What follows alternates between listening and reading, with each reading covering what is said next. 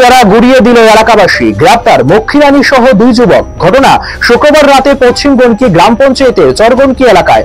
ধৃত 2 যুবকের মধ্যে একজনের বাড়ি খোয়াইয়ের উত্তর দুর্গানগর এলাকায়, অপরজন হলো বাড়ির মালিক। দীর্ঘদিন ধরে নিজ বাড়িতে দেহ ব্যবসা চালিয়ে যাচ্ছে বলে অভিযোগ রয়েছে। সাম্প্রতিককালে বিষয়টি নজরে আসে এলাকাবাসীর। বেশ কিছুদিন ধরে এলাকাবাসী বিষয়টি প্রত্যক্ষ করে যাচ্ছিল। অবশেষে গতকাল রাতে এলাকাবাসীরা হাতে ধরা পড়ল মক্ষীরানী সহ 2 ব্যক্তি। রাতে তার বাড়িতে এলাকাবাসী চড়াও হয় এবং তার বাড়ি ঘর ভাঙচুর করে এবং পুলিশ ডেকে তাদের 3 জনকেই খোয়াই থানার হাতে তুলে দেওয়া হয়।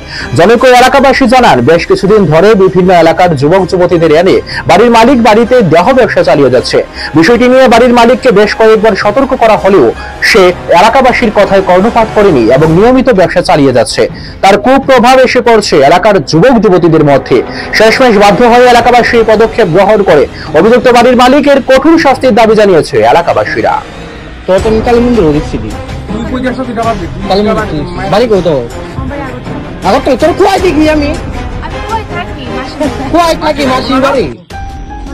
মাসির বাড়ি কোন